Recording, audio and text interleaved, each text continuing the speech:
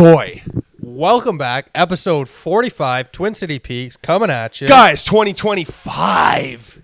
First one of the year. First one of the year. We hope you guys enjoyed the end of the last bits of the pods.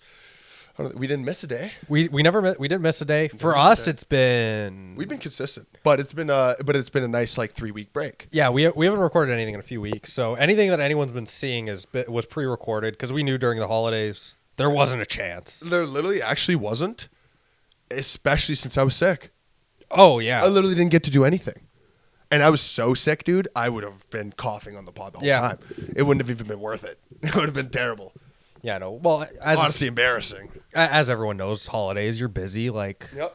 I don't know who has the time that has to do, that's obligated by, family matters and whatnot. Yeah. Or just to see people and, you're busy. No matter how you cut it, you're busy. Yep.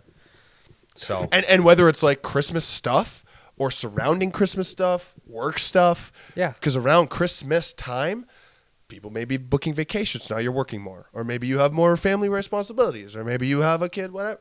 There's lots to deal with. I found out I'm blind today. Yeah. Yeah, no, I do a podcast with the geriatric ward. Fuck, dude. Which is kind of funny. I'm not actually blind. It's literally the... No, he's blind. It's the smallest fucking No, he can't of see. a goddamn thing ever. It's so silly, but I can feel it. That's what bothered me. I knew it. I fucking knew it, man. Don't kid yourself. You can't see. How many fingers? 6. Wait, we only have 5 per hand, right? You like blind. That was quick, eh? Yeah? He's blind and retarded. Oh, that was not new. That one's not new. No, I knew that one. Okay. No. I knew I was dealing with something special when I met you, but... How are you surviving in the jacket? Very comfortably. Really? Yeah. Damn. I find my shit pretty warm in here. Oh, that's nice. Interesting. You also are a larger human being. Yeah, but I didn't even work out. That was embarrassing. Dude, we worked out fucking 3 hours ago. You don't stay warm all day after that? No. Really?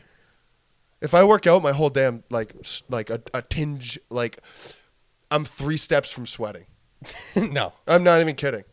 My metabolism peaks right after the workout, and it does not stop all day. No, I'm cold to the bone. That's wild. It's because I got no heart. Uh-huh. That was a joke. Dude, we haven't seen each other in fucking 3 weeks. Not for any duration. Really though, what have we done together in the last 3 weeks? We watched a movie with Jason. Right. Oh, I was sick. And we went to Tandoori. Right. You didn't get sick, eh? No. That's good. I don't think Jason did either, thankfully. No. I think you guys were the only ones that I've spent significant time with while I was sick. It's because... But you guys chose to, so whatever. It's not my... I usually hanging out with people that are sick, I don't. I agree. Okay. You ready for this one? Yeah. You know how Mike doesn't really believe in germ theory or whatever? Yeah.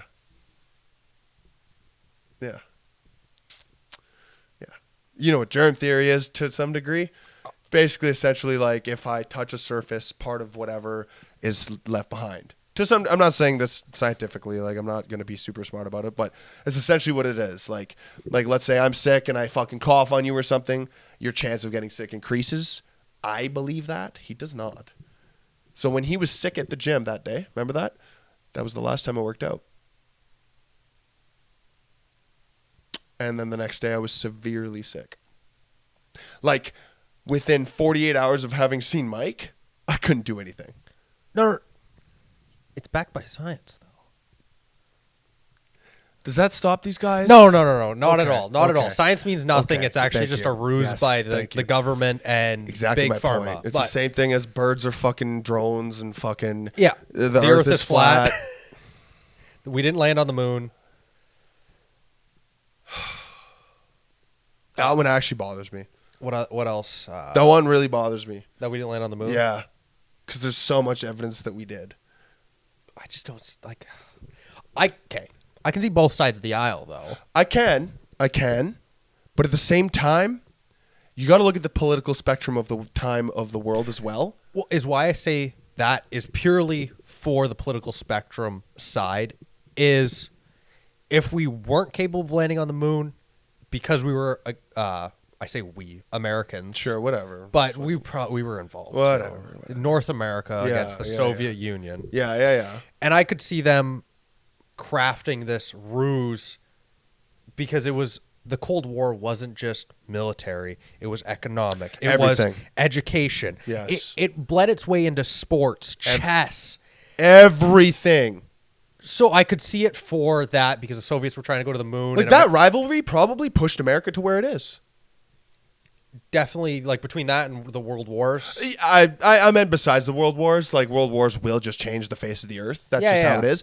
But I meant more like revolution. Exactly.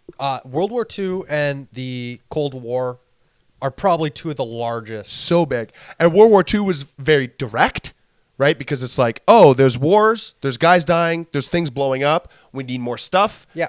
Crazy economy. Very direct. Cold War was very coming at the side of things. You know what I mean? Well, yeah. Like, nobody wanted to be direct and be like, we're going to fuck the Russians up. No, it was like, no, we're just better. We're better than the Russians. No, we got to beat the Russians. It was... that guy, Drago, kicked the shit out of him? Okay, we got to make our own super soldier. Well, like, you know what I mean? I think my favorite is that the Rocky was basically like... Yeah, no, it's just Soviet era fucking, yeah. Yeah. It was just Cold War movie.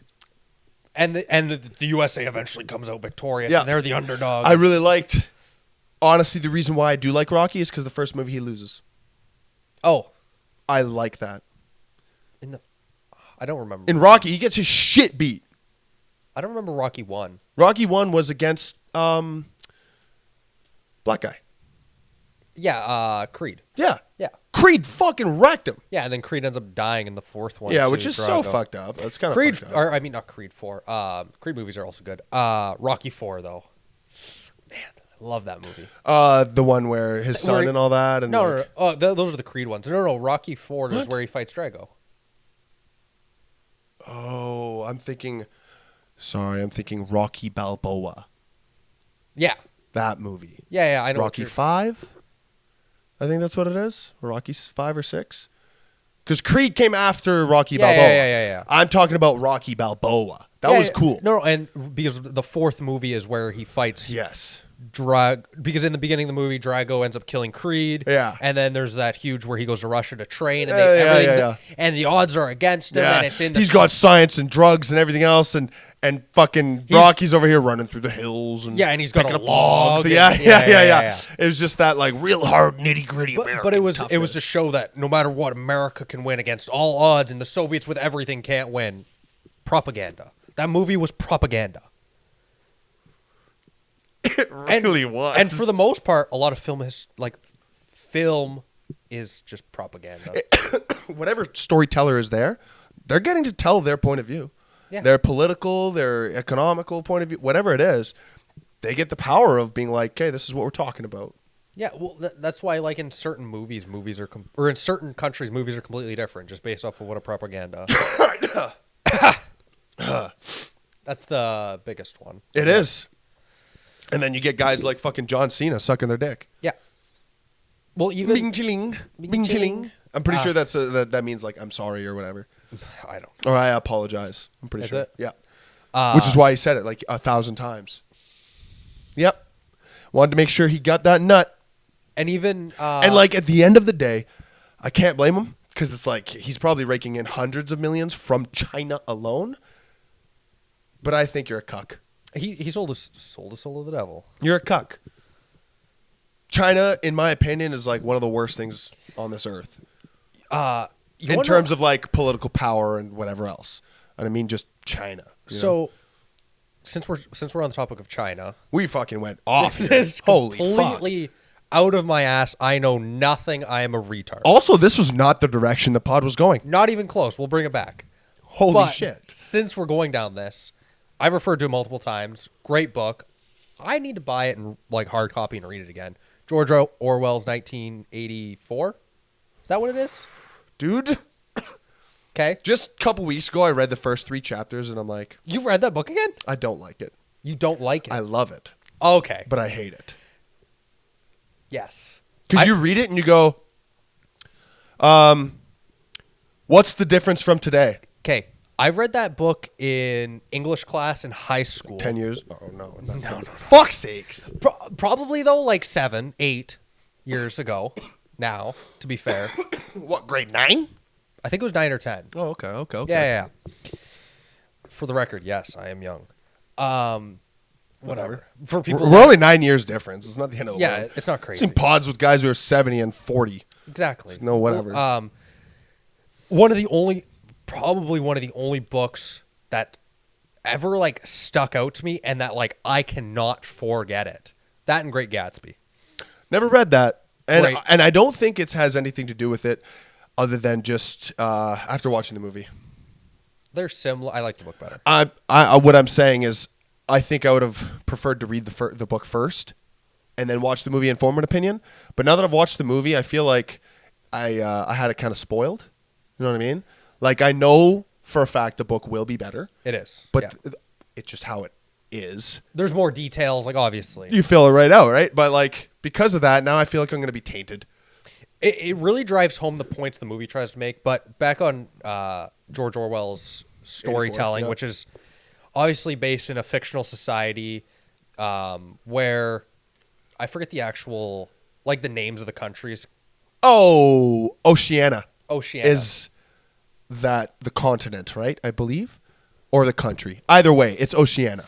Is Kind of a cool name, actually. Okay, so there's Oceania, and to fill out some details that might be important for what I'm going to say, it's basically this Dystopian. It's a dystopian reality where everyone works for the government. Basically, You're watched. You're monitored. There's Big Brother, so like the show Big Brother. Literally, they call it Big Brother in the book too. It's fucking. And I crazy. wonder if that's where the show got its name. No, it definitely did.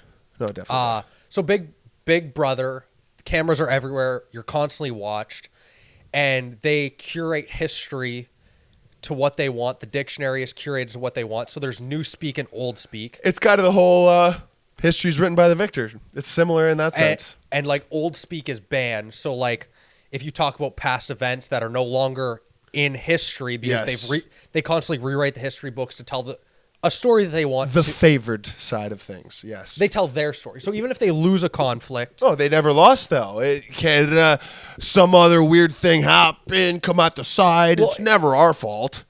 or it'll be like, yeah, we stopped that war. Well, did we win or lose? We won. No, we stopped it. Yeah. It's like okay, it's propaganda to the highest degree. like extremism, like completely to the wind. Dude, I was reading the first fucking chapter and I was like, what? So It hooked me, I think, within two paragraphs. when you were talking about the China thing, because this is basically what America does. Yeah. Because okay, the main thing is that Oceania is always at war. It is a warmongering society. Yeah. They're always at war because that's how they are able to oppress. Well, any great country, you oppress, so then no one will think out. But you also need to somehow bring everyone together under the oppression. Yeah. Otherwise, then there's uprisings and coups and whatnot. So what they do is say they're at war with X country for decades. And then say they end up winning is what they do in the history books. And then they'll start a war with Y. They'll rewrite history to where they've always been at war with Y and that never happened. Yeah.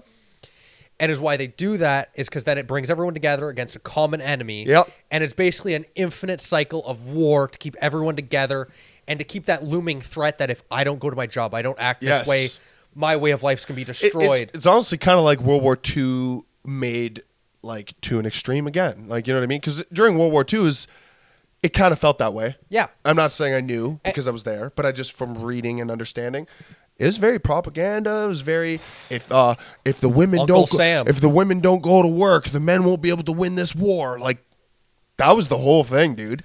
And that's Like holy shit. and I was filling out the why it's so like I was giving that side to now what the US does with the common enemy against Germany, then Japan, Yep.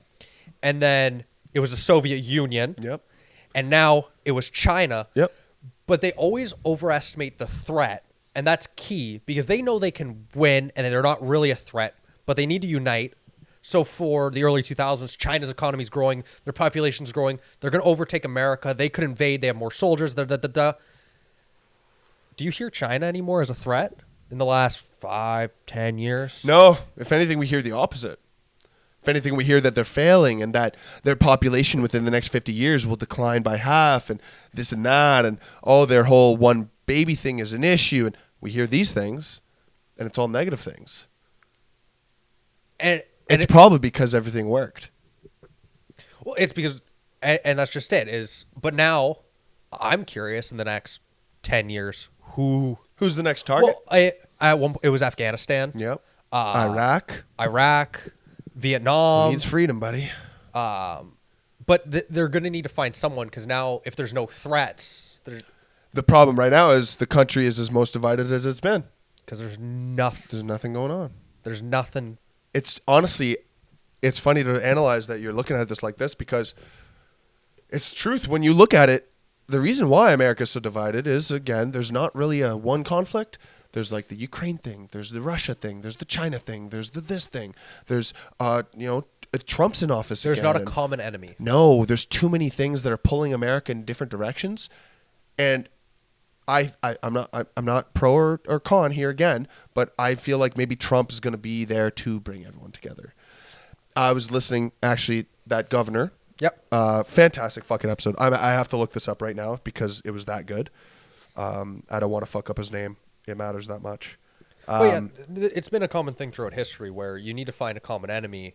And I think, and also you make propaganda to make the enemy seem worse because you want people to be scared.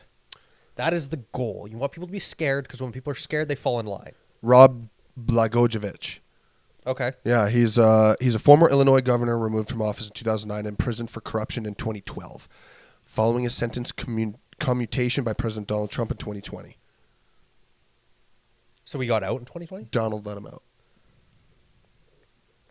Yep. Donald let him out, and he's worked for as an author, blah, blah, blah. So they were talking about something similar in how he does truly believe that Trump is there for America. Like he loves America, whether you like him or not. They say that it seems like he's there for them, and I feel like possibly this could be the turning point. What they were talking about though was there's only ever been 2 presidents in the history of presidents that don't get a honeymoon phase, and by honeymoon phase, apparently there's this unwritten kind of thing where any new president gets about 6 to 8 months free and clear. They don't get attacked. They don't get as far as media? Not just media, everybody. So other politicians, everyone the other side, everybody just kind of goes, okay, all right, you won, you get to enjoy this for now. Yeah. 2 people, I forget who the first one was, didn't get one. Second one, Donald Trump. The first term, no honeymoon phase. Who was the other one? Because that's significant.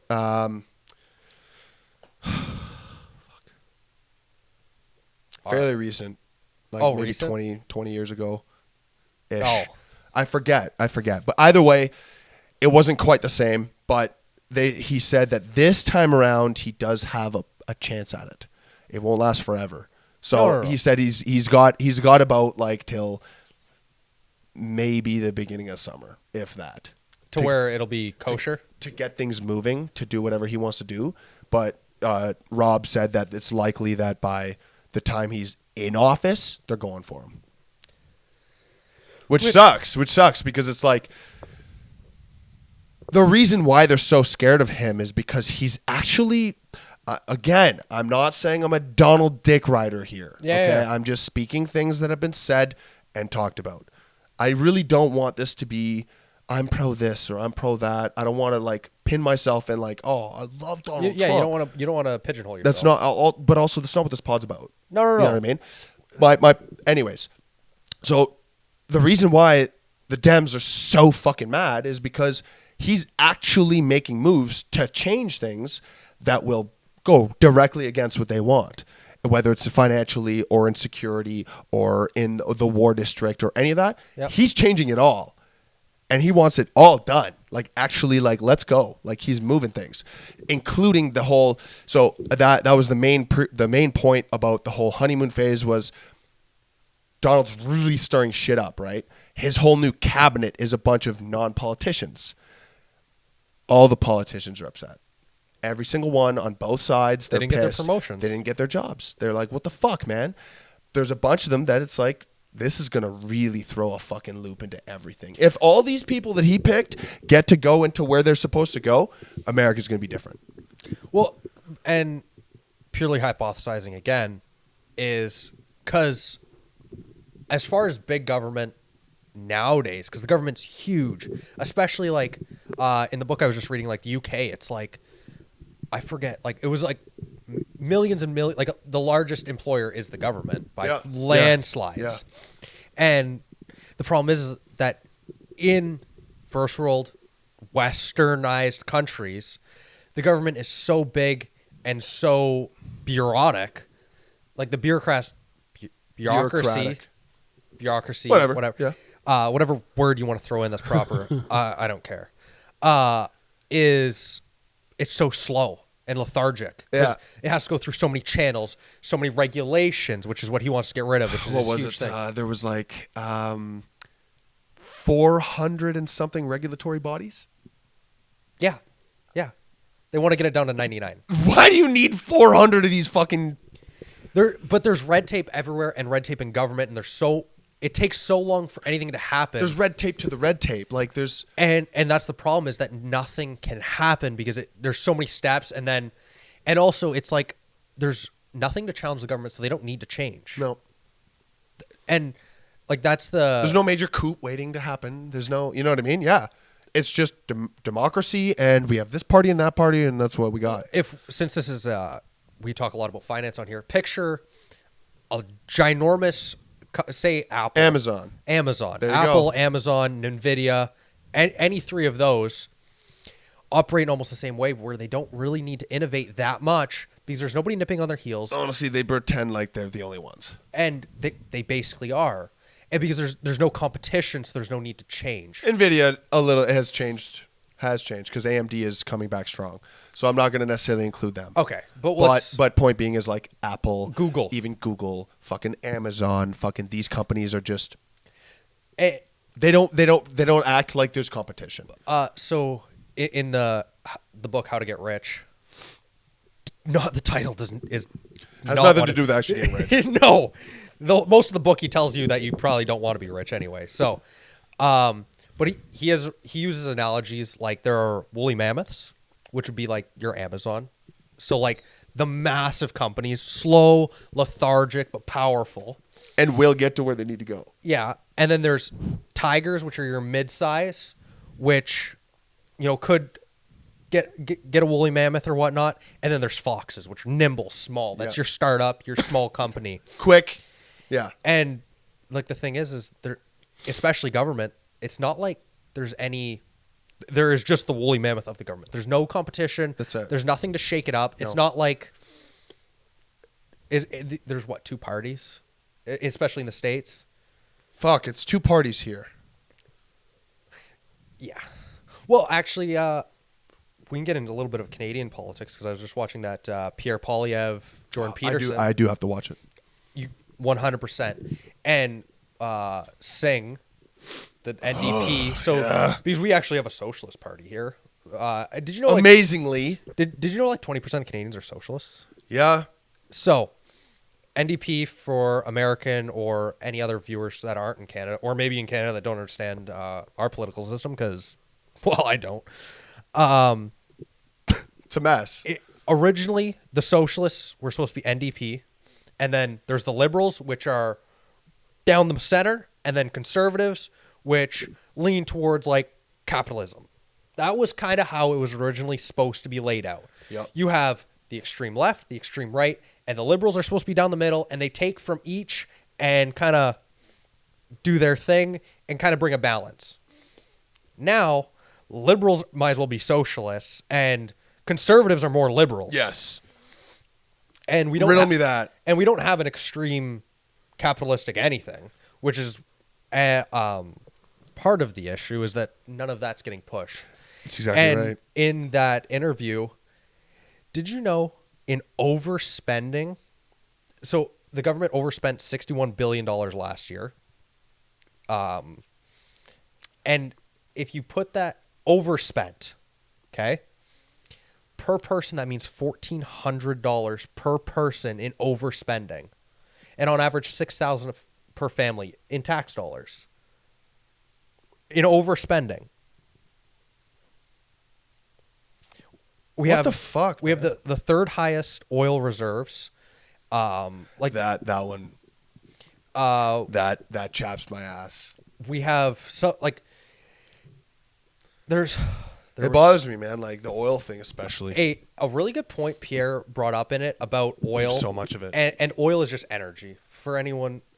Oil means energy. Yeah. We're not talking about fucking liquid oil. It's a direct product of power. Yeah, you need oil for power. That's how the world is basically run. Everything. Yeah. And look around your room. Do you have a pair of headphones? Do you have a TV? Computer? Do you have a computer? Do you have anything that's made of plastic? Oil. It's a byproduct. Oil. Everything's a byproduct of oil. Half your car's a byproduct of oil, and you got to put oil in it. Soap, women's makeup. It's all oil. Gasoline is just refined oil. That's all it is. Diesel is more refined gas. No, less refined. No. Yes. No. Yes. Mm-mm. Yes. Different. It's a different byproduct. It's a totally different. But it doesn't burn as clean. Yeah. I understand what you mean. It's slightly less refined, but it is a different, way less part. volatile, which is what their kind of main idea was with it. Beyond that, okay. Yeah. And for everyone out there that has the green thumb, the planet needs to go in a better direction. Okay. Well, oil. How are you going to do it? Oil is one of the cleanest ways that we have, with the other being coal, which is primarily where third world countries get their energy. Yeah, unfortunately. And is what Pierre said, and it was a really good point, was if Canada actually wants to improve the global greenhouse gases and make the planet greener, would be to extract more oil. Yep. And because India right now, largest growing economy and population. Yeah, they're fucking huge. Primarily powered by coal. And there's a statistic, you can watch the podcast or look it up for yourself. I'm not pulling it up. That taking countries out of extreme poverty actually decreases greenhouse gases as a whole, because obviously then they're not burning coal. It goes pretty deep in the sense, like there's a lot to it. And if we sold oil to them and helped their energy needs, it would do more of an impact than if we shut down our entire economy and stopped producing anything. There'd be a net positive. Yep. Because overall people would go the extra mile. Well, also, the point with extreme poverty is when people get to a middle class income or middle class of society, they're actually more conscious of their output, and then they care more about future generations because they believe that there actually is a possibility. That's the thing, right? So then they care more about the planet because they're not just worrying about themselves. They're worrying I was about about to say, dude. grandkids. Okay, like I literally am a good example of this. I am. Like I started with, I was. Oh my god, dude. That one really tickled my fucking shit. That sucks. I was broke. I was a poor bitch. That's how it was. I was making fucking $1,800 a month, maybe $2,000 on a good month. Yeah. Figure that out. Well, you weren't worrying about yourself, not Pay future generations. $850 a month with that $2,000, and then figure out the rest. Now you have insurance, you have gas, you have food, you have all this, and then you have I don't know, you have a pet or you have a this, or your money's gone. But you don't give a fuck about anything else. I don't fucking care. Are you kidding me? I drove for 3 years without insurance. I didn't care. But for me, it was like for real. And I'm sure there's some of you who can relate. Either I pay for my house, food, or I pay for my house and my car, or I pay for my food and my car. You have 3, but you get to choose 2. Good luck. Have fun with that one. So the 2 obvious ones are you pay for your house and you pay for your food. I also still had a car. And I need to get somewhere to make that money to pay for those things. I kept driving. And one day I got caught. And then that day, I felt like my whole world ended. Because I had to go sign up for insurance. And then it was $300 a month. Now I have next to no money. Now I have no money. Now I'm in the negatives. Well, and that's where most of the population and is. My ex at the time was not helpful. She was like, oh, I can't pay this month. Okay, fuck me. That's cool. Yeah. All right, cool. You forced me to get a loan to get into this apartment, and now you can't even pay your half. Oh, I got you. I got you. Nice. But that's not just me. This is half of fucking Canada. This is half of fucking everybody. This is a majority. That's the majority. I'm saying half to be nice. Your story is most people. Most. 80%, I would say. Most people are paycheck to paycheck, if not less than. Yep. Where they're constantly taking out loans. Every 3 months, they might have an extra 100. Maybe. That's exactly right. And they're also and most of those people also have credit card debt they're paying off. Maybe car loans. If they somehow had a house. Whereas you would. Wow. I'm still recovering from fucking being sick. That's okay. Whereas in our case right now, yeah, we have a little credit card debt. I have a car loan. I have an apartment to pay for. I'm not stressing about it. I don't think about it anymore. Well, but you can more than cover all your bills. But now do you know how much no stress I have, how relieved I am, how easy it is to focus on myself and better myself, and then also maybe give a shit about someone else? Right? Like I've been helpful. I've been helpful financially, where somebody's in a pickle and I'm helping them, and I want to. I like that feeling because I can now.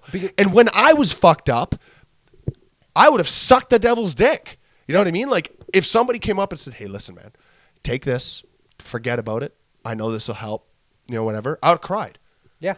I would have cried. I would have broke down fully, like completely. If someone was like, dude, here's $1,000. Here's $1,000, $500. I would have cried. I would have been like, are you sure? Yeah, no, it's yours. It's fine. It's okay. I would have broke down. Yeah. That's not something I worry about anymore, though. And it really makes a difference. Now I can focus on relationships.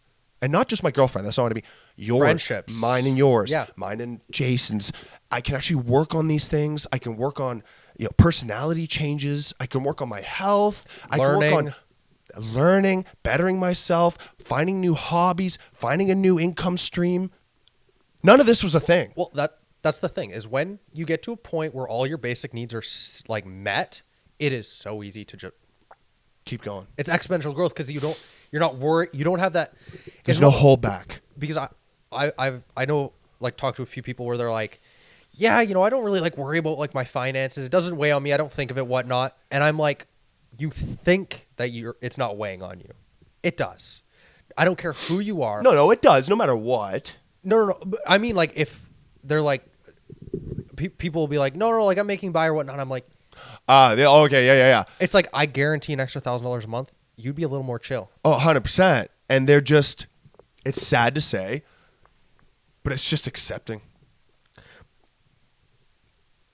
It's just kind of acknowledging that.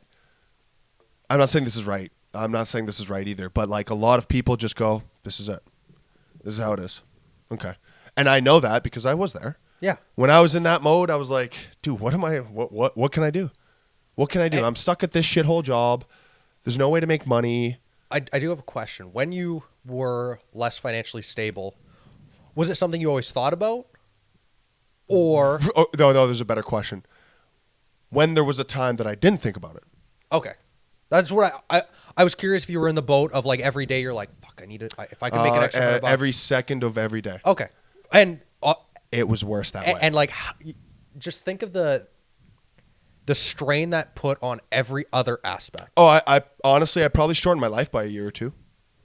I don't think I'm kidding. I was going to, if anything, I'd say like. Maybe, but no. Because I've reversed a lot of that. So that's I not was a being thing, no. facetious. I know, okay, yeah. But in all seriousness, though, definitely yeah. shaved a couple years at least. Yeah. Like, I'm talking, dude, I'd wake up and the first thing I think about is stress. And also, because then you can't grow. There's no way to. You're so repressed. And not by but yourself, really.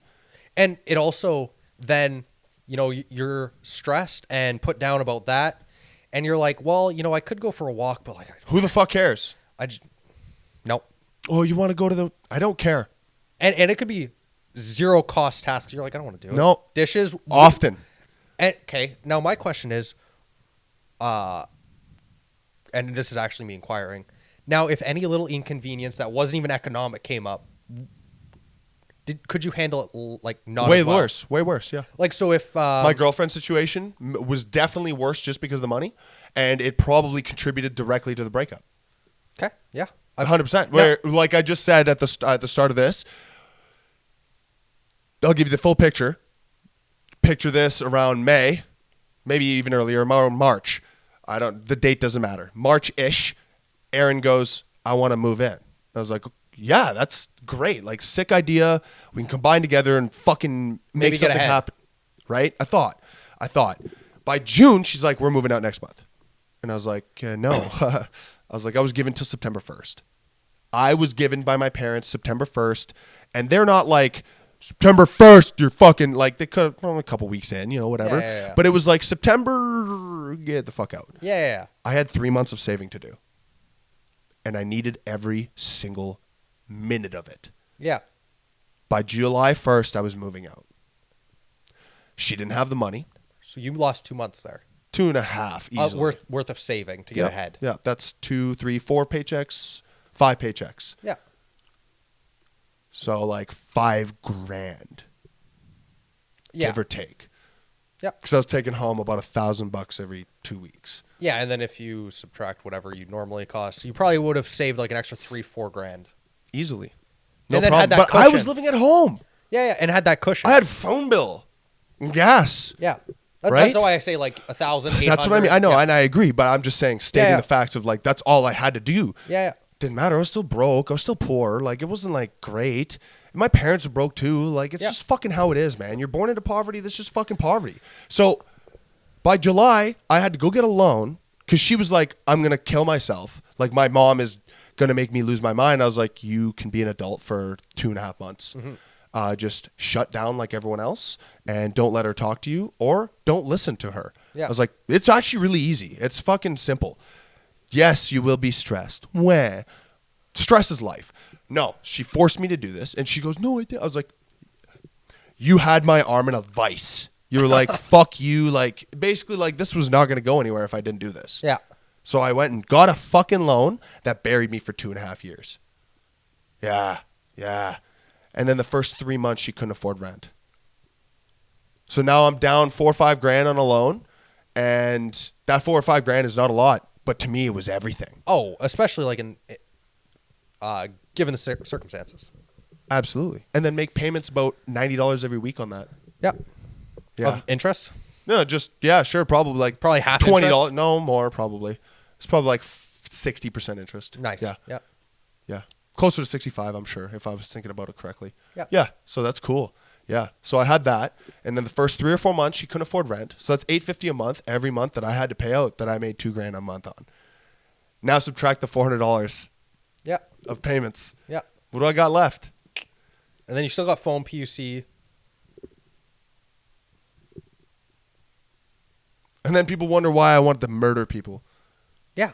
I was unhappy every waking moment of every day. And I guarantee, say I know you've talked about it, and say like the sink is full, it's like the end of the world. It was. And it's like Because I just worked 12 hours for nothing, for basically pennies. And then I get to come home to no food, not able to cook, and then I have to do everything twice. I'm stressed. It's 12 hours shifts, 5 days a week. And the thing is say you were put in that situation now and you're economically... I would be grumpy. You'd be a little I'd put be like, off. wow, great. But would it have been the end of the world? The same probably. By the next morning, I wouldn't have thought about it. You know what I mean? Even this morning, I was dealing with the shithole called the plant. Yeah. I've had a relatively good day so far. Yeah. But had I been in the same mindset before, I'd still be yelling at you about it. Yeah. And that's just And then at the end, you would go home and I'd be like, I just screamed at Tyler for 2 hours about my job. it's He doesn't deserve that. it's the common thing where in a relationship you never fight about the The fight is never about the actual problem. It's No. all the underlying things. And it's hardly ever about the fucking person. It's usually not. And If Aaron had just been like, listen, I fucked up financially. I fucked you. I'm sorry. I want to make this right. I'd have been like, let's figure this out. took accountability. Did not once. Not once. And then when I was breaking up with her, she was like, is it the money? I'll get it to you. And I was like, I don't want it. Well, now it's too late. I was like, not only is it too late, but I don't even want the reminder. I don't want that at all. When I left, it was the best day of my life. Well, because you were relieving that burden. I was relieved of many burdens because any new burden was coming my way. Guess who put it on me? This guy. I did that, right? So when I got the new thing or when I signed up for the new apartment and I did this and I did that, it was on me.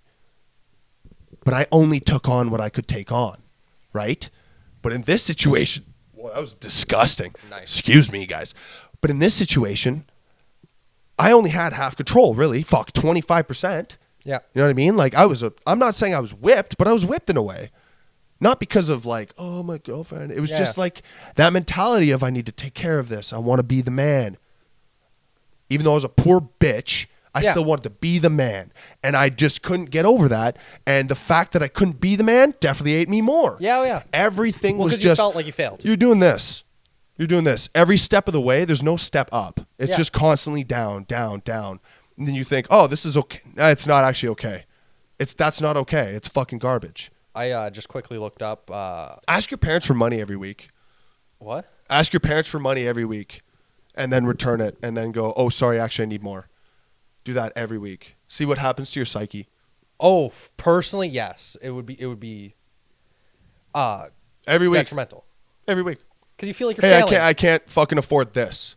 I can't fucking afford this. I need help. Because like I know my parents would give it to me, They did every Yeah. time. Every time, but I But always you're like- paid them back. but you're like, But then I'd pay them back, and like 3 hours later, I'm like, hey, I can't afford this now. And they just give me that money back. yeah, And it would be a vicious cycle. A I running always paid them back, but I was always still in the hole. yeah. I just looked up quickly what percentage of relationships fail due to finance. 20% apparently. That's a significant chunk. 20 to 40% of all divorces. That's a significant chunk. I've read in so many things. Finances are what usually are the detriment to everyone. Yeah. Yeah. And so many things, if you're financially, then you can actually deal with the other issues. Everything else is pretty easy. I'll be 100% honest. This is my best relationship yet, probably because I have no worries about money. Oh, and whenever she worries about money, you're like, don't worry it's all about good. it. And I know she doesn't really worry about money that much. I know she doesn't have a job, but like there's family situations, whatever. Not need to get into that. But point being, she's okay. But I bet it does just a little bit bother her. Oh, what her not having a job does? Yeah. Absolutely. No. I know. I could tell. There was actually a period of time there was like, it's like, hey, it's okay. Like, Yeah. You'll pull through. Like this will be all right. She was really down. Like not to talk too much about it, but like she was not great about it. I get that. I understand because that's who we are.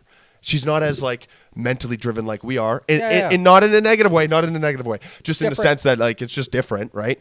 But everyone still has that. Like I'm a fucking like I gotta support myself here. Well, there even in the book, like most people are not financially driven. No, Like and I'm not saying I'm full, but I'm like 80% there, dude. and Be poor first, then you get fucking driven. And in the explain the in the book, he explains like giving a manager, being a dick and giving him bigger bonuses isn't going to keep him for the most part, because most people are only financially driven to a point. Then it becomes more status and stuff like that. Social Promotion. circles, things like that. It's more about the promoting them to a bigger role, more responsibility, even if it's slightly like. Dude, I went from floater to keeper, and I definitely felt better. Not to say that right now I'm happy about it because I'm being treated like a slave. Yeah. But when I first became a keeper, I was like, this is nice. This is recognition, and I feel like I'm actually in a position where I'm respected. People listen to It's human me. psyche. I have to talk to people and like actually organize the furnace a little bit. It's nice. Whereas before as a floater, you're like, I hate to be that guy, but you're bitch. Yeah. I literally get to go, hey, you do that. Thank you. Because I have a reason. I'm watching this. I'm keeping an eye on this. I'm looking at the temps. I'm watching the fucking trough. Whereas a floater, you could just not. No. Human psyche loves recognition and then Also, given obviously archetypes and whatnot, Sure. but the archetype that likes that recognition and the promotion and the more responsibility, Yep. it's amazing. Generally, even if you're not like that, having some responsibility is healthy, and it does drive you more. It makes you feel like you're part of something. Yeah. It makes you feel part of a community, man. It really does. And in That's why people who retire, look, they need to do something. Yeah. They got to get out there. My mom had to quit Cobb, sadly. Yeah. But she loved it there, not because it was work, but because she had a community. She had her friends there. Like, you know what I mean? Like, look at how many guys retire and then die. fucking die or come back. They go, I'll fucking double dip. And half the time, it's not a money thing. It is not a money thing. They're doing okay. Yeah. They're okay. They've got $700,000 in the bank. They got 10 years left of life. Yeah, no. Humans, like- humans need something to work towards, and that's why, you know how we were talking about the George Orwell and that. That's why it works so well to bring people together. That is Give them why. a commonality. The camaraderie. You walk through the fucking coffee shop and you go, did you fucking see that on the news today, guy? You don't even know this guy. Yeah, man, I can't fucking believe it. You get fucking fist bump and you go, yeah, Well, we're in that's- this together. Well, that's why. Let's use an example, like any example. You're somewhere, shit's hitting the fan, and your superior is there with you. Yes. It's like Feels they're better. in the or even if you're just with people and it's like all say 5 people are all going through this We're bullshit, going in it. and it's like the camaraderie of it, Brotherhood. the like we're together. It's like the war. Same thing. Your squad was your brothers. Yeah, You know, you're going through it together. You 'Cause know you're- what you've been through. because you're like, this is absolutely terrible. This is chaos, but I got this guy. but it's absolutely terrible. But I'm with him Yeah. and him and him. we're So together in the terrible. It Yeah. makes it better. You almost split it up amongst each other, right? Instead of a single burden upon you, it's a single burden upon 6 or 3 or whatever, how many people. And even if right? it was just as bad with one person, humans are group mentality. we're pack animals at the end of the day. We Absolutely. really absolutely are, 100%. But they do say that our whole media environment and everything is fucking our brains up, because back in the day you would not know, and you wouldn't know more than 100 people, give or take. Yeah. Your brain has the capacity. I think it was like what tribes were like 100 to 150. Exactly. So you had the capacity to about that many people. Anything additional, that's why it's harder to remember names so often. Yeah. We have so many. And there's a bunch of people that we might not even remember currently being like, oh, what are the 100 people, right? That's not how it works. No. But your brain locks that away. Maybe you know that guy's kind of important, and it just gets locked away, and you don't And then think when you see about him it. next time, you're like, hey, You Joe. go, hey, Tim, how's the job? How's the wife? How did you know that? Because your brain locked it in there. Yeah. That guy's important enough to be in there. Nero today, Nick Nero. I don't know Nero that well. Is that the blonde guy? The taller blonde guy with Yeah. a bit of a goatee. I don't know him whatever. either. Not But a did shit. you see him box me out? Every time. Every time. I come in and he's like, yo, what's up, bro? Like, real fucking friendly guy. I know who his name is. I know who he is because he's important enough, I guess. Yeah. Right? Like, he meets the threshold he to does. remember. Like, as a human that I enjoy, right? He's not fucking, I don't know. I don't have an example. I don't keep people that I don't like around me. But that's the point, right? Yeah. 100%. We're tribal. We're very much like that. So this whole, we can talk to 50,000 people is fucking our heads up. Oh, Being able to interact with 100,000 people is fucking our heads up. yeah. Be in a chat room with $4,000 worth of people. When does that happen? Also, When does that happen? Go to a concert. There's 4,000 people. Are you talking to all 4,000 people? Fuck no. You're talking to 3 people around you. yeah. It's the same thing. But you get thrown into that mix. Our brains don't know what to do with that. Well, and that's why, like, depression is like all-time high because, like, remote work. No, you don't see anyone. It's not good. You I've been saying this for years. You have to see people. My dad has a better grasp of it. Like, he doesn't want to see people, but he still goes into the office once a week.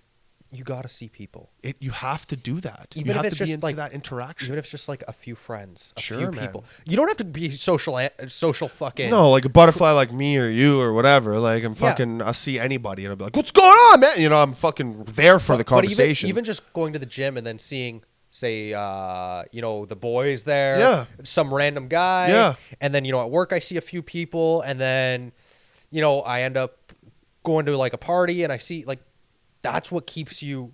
And it's purely just like how our brain Energized, works. Keep going. But when like that's why like when you're super secluded, that's when people fall into depression. That's when they can't get out. They also start thinking too much. Yeah. Right? You have too much time to yourself almost. You start thinking thoughts, and then they start getting darker. Well, and anxiety. they get deeper. Anxiety, stress, depression, and it all starts to build up. You need a pressure relief valve, basically. And that's seeing people, interacting. That's going and having a beer with the boys. Having some friends, Yeah. talking through things. Bouncing things off, like, I don't know, like relationship stuff, whatever. If you just sat there and stewed with it, your result with, let's say, so-and-so would maybe be worse. And it's because then you start imagining things. You're already creating scenarios, and you go, this is my answer to that scenario. This is my answer to that scenario. Well, and the thing is if you think it, and believe it, it will happen. You're bringing it to the surface. So in anything, if you think just manifestation. If you think any thought for long enough, you will make it happen. So if you're like, yeah, this person, they really piss me off every time I see them, then the demeanor you bring in, they're going to be pissed off at you. And then in your overthinking brain, you're going to be like, see, I was right. See? That's how it is. And it's I knew it. It's like, no, it's how you brought yourself. No, you confirmed it yourself. You just made it happen. And then you also brought that energy there. That would be like if every time I see you, I'm like, oh, Simon's probably going to be pissed at me today. And then I came in and I was a fucking dick and you're pissed at me. I'd be like, see, that's how he always what is. the fuck, man? Like, I'd be like, why are you so pissy? And you'd be like, see, I knew you'd be angry. What the hell? I'd be like, what the fuck is this? Yeah, exactly. You know what I mean? Exactly. And then you'd still be in that mentality. So you'd be like, see, you're freaking out on me, man. Yeah. I knew you would. You always freak out. They'd be like, what? And then you'd be like, I'm going home. Yeah. And then I'd still be like, what? You know what I mean? That's what happens. You get in there. You start digging these fucking trenches. They're not good. If every time I came here, I'm like, it's like, oh, what, she's going to do this or whatnot. And then you do it and then I get pissed off about it. I'm like, whoa, what did I do? Exactly. Yeah. If you had just came in and went, hey, last week, you did this thing. Could you not? I'd be like, oh, dude, oh my God, I'm sorry. Why? Like, did that bother you? Exactly. That was not my intention. Like the whole Emma thing, fucking, you know what I mean? No, nothing negative. Yeah. Nothing negative. I'm not mentioning anything like that. I just mean we had a conversation last week and we all three of us had a talk and whatever. And something was brought up that was just misunderstood. Yeah. And the party got kind of weird. And I did feel bad. Not because of anything that I felt that I was like, oh, I fucked this or whatever. It was just like, oh, that was not my intention. I didn't want that to happen. And I brought it up like 7 times because I was like, dude, that was not the way, right?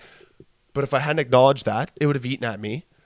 And then maybe I feel uncomfortable around you now. And then maybe I was thinking, oh, fuck, Tyler's like pissed at me. I haven't heard from him in 3 days. Like, fucking. That's why I brought it up. Yeah. Because I know it's healthier to just be like, hey. Yeah. I'm thinking this way. Is this right?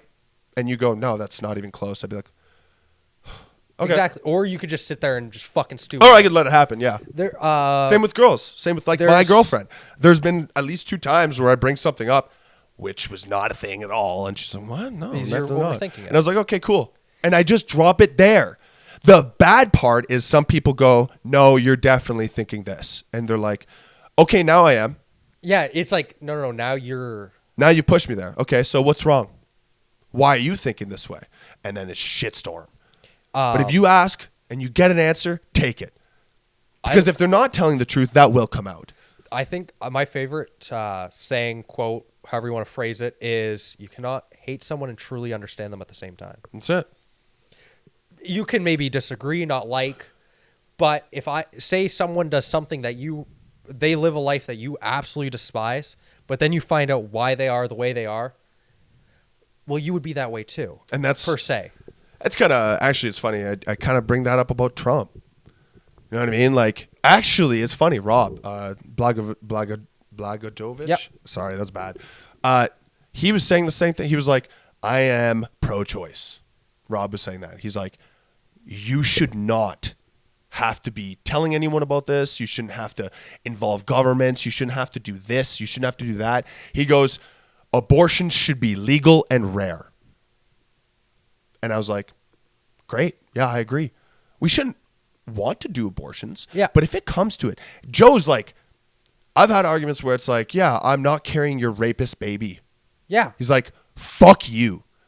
Like, literally, fuck you. You carry the rapist baby then. You want to carry that inside you? He's like, that's fucking psychotic. There's a place for abortions, absolutely. Yes. But he goes, there's also a place for better contraceptives. There's better place for better birth control. There's Better education. He's like, they talked about that too, and Joe's like, yeah, well, fucking education does nothing. He's like, kids are crazy, they get horny. Right? And he's right. Your hormones aren't thinking about education, my friend. When I was 17 and pumping loads, I was like, whoa, this is the best, dude. I was not thinking about sex ed. I was like, this goes in there. Don't leave the stuff in there. Great. That's all I needed to know. Everything else was fucking secondary. I'm not thinking about it. Exactly. I'm not thinking about STIs. I'm not thinking about, whatever. I really wasn't. Were you? Yeah, you were. No, you were not. No. Thinking with our dickheads. Like, that's how it is. And wrong head. Fuck. But that's what Joe was saying. He's like, it's not to say that, like abortion shouldn't be allowed, but we got to figure out other shit as well. Help people fucking navigate this thing. Shouldn't be fucking criminalized. Well, and a lot of the times, like, people, everything comes also down to finance, though. Because most people, it's, I can't afford to have a baby. Yeah. Well, if they had an abundance of cash and they loved this person, they might keep him. I'd say there's a better chance they keep him. Yeah, not 100%. Because in my situation personally, I could, I don't want to. And that's fair. And at this very second, I think Ashley would agree. I'm not going to assume. I'm not assuming, okay? I'm not assuming. But I think she would agree. At this very moment, we're not quite ready for that kind of thing, right? But if, let's say it was 5 years from now and we're like, I'm even more financially sound than I am, I'd be like, all right, keep it, whatever. 100%. I wouldn't think about it too hard. And now, and then I wouldn't worry about daycare. I wouldn't worry about this. How am I going to feed the kid? I also need to eat 4,000 to 5,000 calories a day. Let's give you a hypothetical, okay? You make $50,000 a year more right now, and you tomorrow found out. Because now it's not a financial thing. No, I know. I don't know. It's a good question because I don't know. Because I would say I don't know because I'm not there. That's fair. I think this kind of question is like, am I there or not yet? And I would have that answer then. Yeah. I think part of me would want to just stay, let's do this. The other part of me would be like, this wasn't planned. And I know most kids are not planned. I know that like statistically most are not. No. But I would like to have some semblance of an idea. You know what I mean? Like where it's like, I do want to be like, okay, if this happens, great. Okay. Know what I mean? Like if you're perfectly prepared, you have a house, you make enough, it wouldn't affect anything. Sure. You're like unsure? Yeah. I was just curious. No, I know. Yeah. And I'm explaining. It's just because like, I'm not saying control because control is not always possible. And I'm not saying that's like realistic, but some semblance of like understanding of this is the direction. You know what I mean? Like it wouldn't be that big of a surprise. You know what I mean? Yeah. Like I'm blowing loads in her and I'm like, okay, she's kind of off her birth control. I know what this means. You know, that kind of thing where it's like if she came back 2 weeks, a month from now and be like, hey, I got pregnant. I'd be like, all right, what are we going to do? We're going to keep it? Like, what's going on? That's how I would think that I would react. I think same. Yeah. Because I wouldn't be like, oh, what the fuck? Yeah. But I also wouldn't be like, fuck yeah. You know what I mean? Because I'm not quite that mentality. And that's okay. I know that's okay. I would want to be... See, I think I'm in the same mentality. For me, I'd want to be older, though. That's the thing. And I know, absolutely. And even me at 30, I'm like, because guys are different, though. Guys are so different. Yeah. Guys are so different. We're so different. Well, biologically, like everything. 45 fucking pumping... Be 70. Healthy, strapping young lads come out. Like, look at Trump. With Barron. Look at fucking, what's his name? Yeah, where he was like 78 or 73. He's like 83. Okay, yeah. He just had a kid with like a 29-year-old. The only reason I didn't use that example, I don't know his name. I just wanted to use the name. Robert De Niro. Yes, Robert De Niro.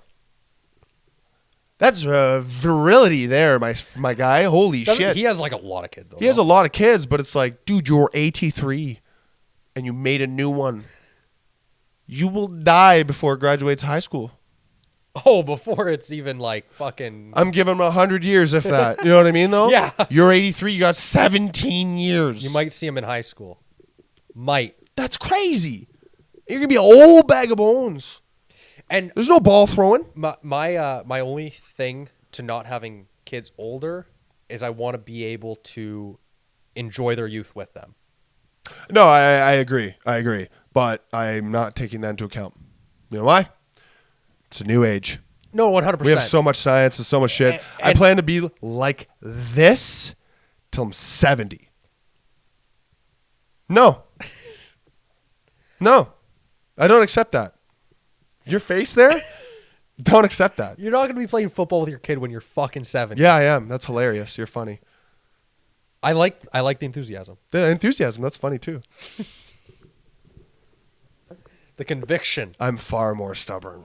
Oh, stubborn? My stubbornness will make me live that long. Healthy, Probably. virile, fucking savage. But I hit 71, I'll gray out and die. I think that's a good deal. I got 40 years of solid shit. Are you going to be like a fucking like Chinese? Doesn't age until they hit 70? Yeah. Just boom, crash and burn. Fair. Whatever. I like the philosophy. Why not? Right? I would rather 70 great years. Like top tier. Like- Top tier. No cancer, no suffering, no nothing. No. Right? Like perfect health. If I stayed, say, your age until I was 70 and then I fell off a cliff. Great. Whatever. I just know that the 40 years of fucking sickness is going to be great. And by sickness, I meant like awesomeness. Yeah. Yeah. I agree. It'd be sweet. No. That's cool. That's a good deal. Genuinely, it is actually a good deal. Because we're not guaranteed any of this. If you could get... If you could guarantee I live till 70. That's insane. If you could guarantee you're going to have the best life until 70. I'm not saying rich or whatever, but your health and your body till 70, 100%. Nothing will be wrong. Dude, sign me the fuck up. What? Guarantee me life till 70. Sign me the fuck up. Yeah. Seriously. Because like none of this is guaranteed. I could be dead tomorrow. I could drive away to the gym right now and be dead on the way there. And this is the last fucking podcast. Episode 40-5. Didn't even make till 50. Oh. That sucks. You got I'm excited for 50. 50. We're going to have a guest for 50. We're going to do two of them, 50 and 52. And I'm fucking naming them differently. I'm going to be like, this is 50 just because it's fucking 50. Half of 100. I'm gonna be like 52 because it's a year. fucking year. Exactly. We'll have to have guests for both of those. Yep. Or do we do guests? And just celebrate ourselves kind of thing? Yeah. Maybe we do a guest on 49 and 51. Yeah. Cool. No, I like that. I like that. Planning this out. It's the end of the pod, so don't I know. worry. Just to wrap Final up. thoughts. We went all over the place, but This was a really intense pod. but we didn't polarize. We didn't. No. But it was really intense. It was just Yeah. like constant. Very political this time. Yeah. Dude, and we both like were on top of it. There was no stumbling this time with the politics and shit. Well, because it was all hypothetical, not real, Yeah, making yeah. similarities to a fictional book. Yeah. And I've noticed that the whole that the first half hour of the pod, I was sitting properly facing this way, but as it got more intense, I kept like leaning towards you and being like, dude, this is nuts. You know? But yeah, no, we were just drawing similarities between fictional and kind of how the world's going and a lot about human psyche. We went really far into the finance and how much it affects someone's life. It's really hard to call I think 1984 fictional. Wow, that's just it. Like as time goes on, it's getting less and less fictional. And I it's remember, scary, man. And I remember when I read the book, there were so many articles saying how similar it is to life, and it's only fast track. It's way faster. Way faster. It's exponentially getting closer to the book. And he wrote it in the 50s. Was it that recent? No, it's actually okay. I might be wrong. It might be the 30s. I think it was the 30s. Yeah. Let's get that, and then we'll. Just type in 1984.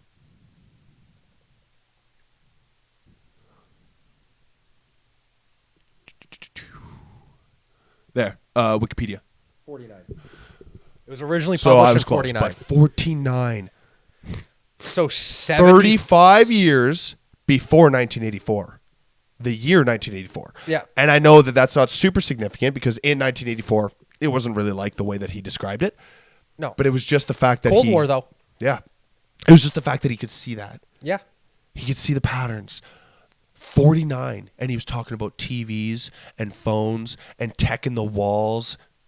And cameras everywhere. Fucking watching you. genius. Fucking genius. Great book. Go read it 3 times. Dude, the guy was talking about video. Like live recording video. That didn't exist till like what? Fucking the 70s? Like, sure, there was like news, but They had a camera the size of the room, though. yeah. There Yeah, no, wasn't these it was little pinholes everywhere. Yeah, no, it was everywhere. Had tiny cameras that could watch you. Yeah. Like, no, he had and the listen to you and whatever. Everything was bugged. He was just so ahead of his time. I really Yeah. wish that guy was alive. I'd love to see an interview. Yeah, he died quite a while ago. Yeah, oh, yeah. When did he die? That's a good question. I'm looking. Oh, I'm curious, because what if it was like... 1985. Okay, that'd be fucked. 1950. He died at 47 years. My guy. He died right after it was published. Was he killed? Oh, my God. Don't. No, we're not doing it. No, No. we can't. He was 46. Oh, barely hit that last birthday. What the fuck? On that note. Episode 45. I think it was great. I hope you think as Great well. episode. Thanks for coming to join us on the new year. Everything we said was purely out of our ass. It's only by the been a way. week into the new year, and we're starting off strong. Oh, fired up. Yeah, fired up, boys. Fired up. All right, well, thanks for listening, guys. You can- Find us on all the podcasts, YouTube, Rumble, Instagram, TikTok. TikTok. Yeah.